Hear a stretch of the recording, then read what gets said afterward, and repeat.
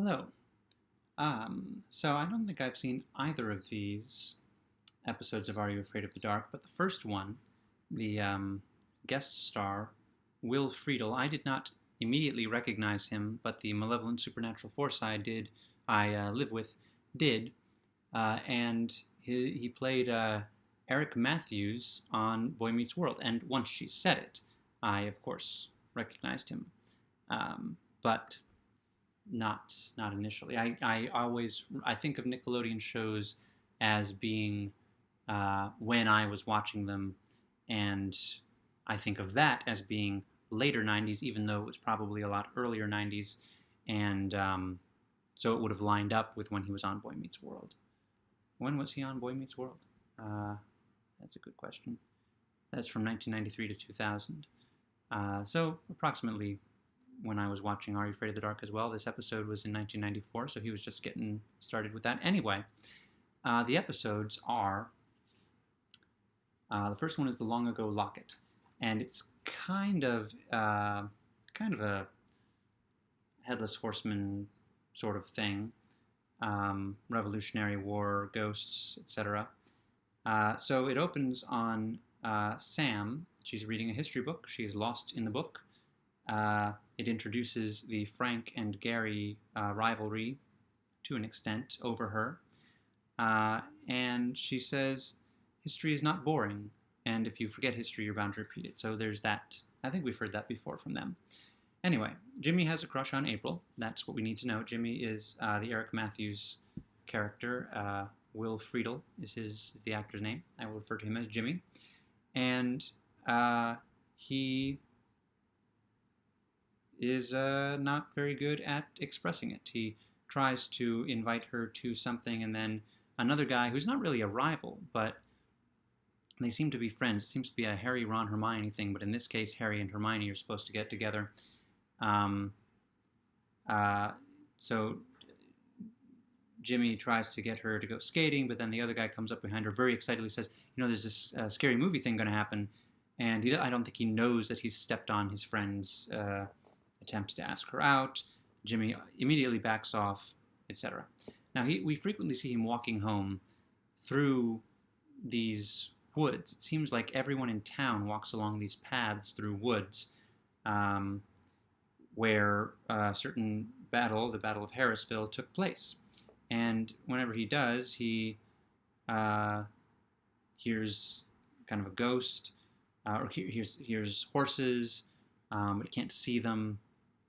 And he finds this knife, but then this ghost of a kind of hurriedly comes out of woods, grabs the knife, and runs away. So that's the context. Every time he's walking to and from school through this woodsy area, and I very much envied that walk. Not that I had plenty of woods not when I was walking to and from school. He never has a backpack when he's walking to and from school. So I wonder, does he just finish all his homework at school? I don't know if I ever left my backpack at school, even when I didn't have much to bring home. But anyway, so he's doing this, and then eventually the ghost saves him from a bunch of redcoats, because again, it's the Revolutionary War. And the ghost is a rebel spy. And right after he saves Jimmy from the redcoats, Jimmy's cowering from the redcoats, and the ghost is going to face the redcoats. Then the redcoats already placed by Jimmy's friends. The ghost disappears, and they just see him cowering under a large rock. And they ask him, what's going on? Are you okay? And he's embarrassed, and he leaves. And it's one of those where his friends want to go with him, but it's constantly a very virulent, no, don't go. Which, if he brought the friends along, then he'd know he wasn't crazy seeing a ghost. It's one of those situations. And this time he finds a button from a uniform of a Revolutionary War soldier. He takes it to a pawn shop, I think, or an antique shop, and the guy identifies it as a button. He says it looks exactly like it should, but it seems like it's brand new. Like usually you find these things and they're worn from hundreds of years. And then, it's a very choppy episode. He's back walking through the woods this time with his two friends, and he throws the frisbee too far. They're playing frisbee. He throws the frisbee too far. Jim does, and April is one of them. April is one of the friends, and the other one, I wrote down his name. Let's see. Josh is the one with the frisbee, but Jim throws the frisbee too far, and then he offers to go get it because Josh has to get home, I guess. And he insists they not come because he wants to go back into the woods and see if he can find the ghosts and the redcoats. And this time he has a conversation with the ghost. It turns out the ghost is of a rebel spy, as I mentioned, but he tells a story of how he keeps asking how to get to Harrisville every time he sees Jim, and Jim is confused that there are ghosts, so he doesn't answer. But he says he has to get to Harrisville so that he can stop the wedding of the woman he loves, who he was never able to tell that he loved her, and he feels like if he can tell her, it'll stop the wedding. So Jimmy, kind of bonds with him over this. He says, because the ghost says to Jimmy, if there's someone, and this is April for Jimmy, if there's someone who you love, just make sure you tell them before it's too late, before they get married. And because April would be getting married around the age that they are in the revolutionary times. People got married younger, much younger. So he gives Jim the knife this time as a gift, and Jim brings the knife to the antiques dealer. It says Lieutenant William, let's see. Yes, Lieutenant William, and the antiques dealer lends him a book of revolutionary history of the area, which says that this guy was a spy and was caught and hung by the redcoats. So then he tells his friends the story, and they are skeptical, but he says he has to go back into the woods to save this guy. He borrows Josh's boombox, and he takes it into the woods. He plays music to lure the redcoats away because they're about to hang Lieutenant William. He reads this in the book that William eventually got hanged, and he knows that's going to happen. So he lures the redcoats away. There were a lot of notes for this one. He cuts William free. The redcoats kill the boombox, and then he's running with Lieutenant William for a while, and the redcoats chase both of them. Then he says, "Go to Harrisville. It's this way." He gives them directions to Harrisville. Get your beloved. I'll draw the redcoats off this way. And so they part ways, and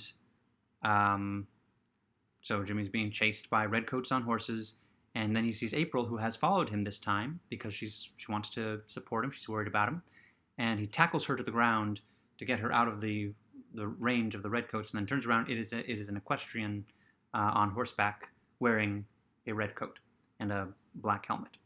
Then April confesses her feelings first, and then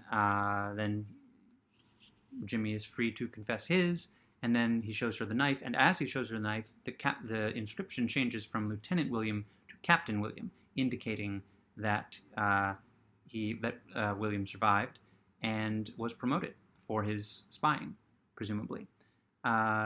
Jimmy then finds a locket on the forest floor and immediately puts it around April's neck, which we're supposed to feel is romantic. So after the story is over, Frank offers Sam tickets to Phantasmagoria, something like that, and then it is revealed that Gary is already going with her, and Betty Ann is going as well. So Gary already had tickets, and he offered them to both. He had 3 tickets. Maybe Sam feels more comfortable in a group thing. So they all leave to go to the concert. Tucker teases Frank, and Frank chases Tucker away, and Kiki is the one who douses the fire. So, let's see. Okay, so the next one, The Tale of the Water Demons. This was an interesting one. It opens with Frank arriving at the campsite. No one else is there, but their book bags are there. I guess so Sam's book bag is there, and he goes through it and he finds a book labeled Sam's Diary. And he reads it. There's an entry that says that she's really into him. Turns out it was a prank from Tucker, by Tucker, and but the point of the prank, it gets Frank in trouble because he rooted through Sam's things. But the point of the prank was you don't mess with other people's stuff because you never know what might happen. So Tucker goes into his story, which he introduces the characters Sean and Dean. And let me see if they are spelled. The names are not spelled in the thing on Wikipedia, but just and I could look it up, but I'm not going to. But the usual way to spell Sean is S-E-A-N, and Dean is D-E-A-N. It just looks like the writers put in placeholder names that were essentially the same thing with different starting letters. It's really weird. Sean is a criminal sort of kid, and he is sent to his cousin Dean's house to be with Dean's family, and hopefully they will straighten him out. They are working at a grocery store, and they have to make a delivery on the way home to a creepy old mansion called the Westchester House, home of former sea captain named Westchester, who is his reputation is that he's very crazy. But Sean thinks, well, he's very rich, he'll give us a big tip. And so he insists on going, it's on the way home, etc. They get to the front door. It includes a map on how to put the coffee into the pantry. Westchester does not want to deal with people. The front door is locked, so they go around to the back door. And as they enter, there's a bell that goes off as though they're in like a shop. And I don't think it's ever really explained, other than perhaps ship captains like bells. Sean is, he's really into all the fancy, expensive-looking stuff that the guy has around in display cases, and scares Dean at one point. Dean finds his way to the pantry, drops off the stuff, and then he wants to get out right away, but Sean ends up pushing him through a spinning bookshelf, and then they are in the room with the old Westchester man. And we find out that he doesn't sleep, that he says he's taken too much treasure from the dead. Apparently there was a shipwreck right outside, or right, a little ways off on the ocean from his backyard. And I don't know what they did with the bodies, but he says that he just went, and I don't know if they were passengers or what. I don't know how long ago this was, but apparently he took all of their jewelry and money. Like, he went diving down and he took all their stuff. And ever since then, he has been plagued by their spirits who, whenever he falls asleep, they wander up onto the land and they come for him. He calls them water demons. And shortly after the kids depart, he briefly falls asleep. That's why he wants all the coffee. And the water demons appear, but then he wakes up and they disappear. So, back at Dean's house, Sean and Dean are in Dean's bedroom. It's time to go to bed. Dean's father comes in, says it's time to go to bed, and Sean says, I don't want to go to bed. He said, and his uncle says, well, as long as you're in my house, you're going to obey my rules. And he says, well, I won't stay in your house anymore. And he leaves. And he goes to the Westchester house, where there's a hammock. And he gets in the hammock, and he goes to sleep. And when he goes to sleep, the water demons come for him. And the old man falls asleep as well. Because, I don't know if I mentioned this, Sean took one of the shiny things out of the display case. So, Dean has left the house as well. I don't know what his parents are thinking. He's left the house too to look for Sean, and of course finds him at the Westchester house. When the water demons come, Sean rushes for the shed, the Westchester house's shed, and tries to use one of those blowhorns as a weapon against them. They disappear because it's not Sean falling asleep that brings him, it's the old man, but they're coming after Sean because he has one of their shiny trinkets. So they and Dean finds him in the shed after the water demons are gone, and then the old captain catches them and invites them in and tells them the whole shipwreck story, and how he tried to throw all of their things back into the water in order to make the water demons stop coming for him, but that he had traded away a lot of their stuff for his collection of nice things, or sold it for money. But to amass the collection of things he wanted, he traded away the treasures that he plundered.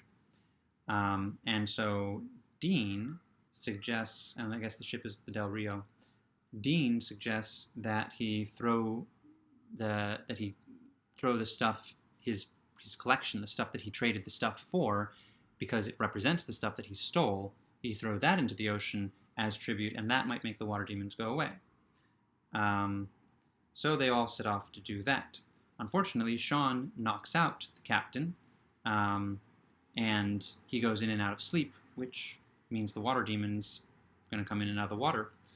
He also knocks Dean's glasses into the water, so Dean is not going to be an effective sailor because he can't see. And he also says somebody has to stay and make sure that the old man doesn't fall asleep because he's concussed. So Sean has to be the one to go out on the boat with all the treasures and dump them into the water to make the demons go away. And he does this. He gets the last little bit into the water just as the demons are about to pull him in. Then he goes back. Everything seems to be fine. Then a water demon, bursts up out of the water, grabs Dean, takes him in, and then Sean tosses the thing that he had stolen into the water, and Dean is released with his glasses. So, and I don't know because if it was a thing that the captain had stolen initially, then he would have already gotten rid of it, or maybe he forgot. But if it's a thing he traded for, it wouldn't necessarily have to go, and he would have remembered. So it's not clear. My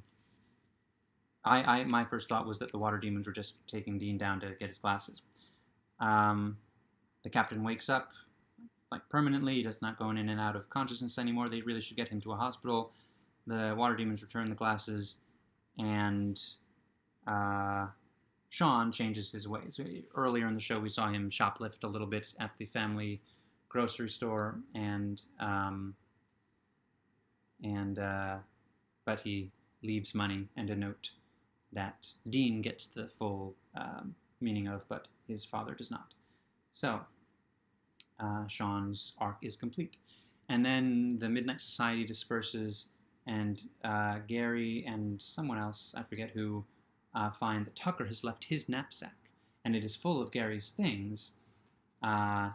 They find by going through it, and then there's a note, and the note says, "Dear Gary, thank you for letting me borrow the stuff even when I didn't ask.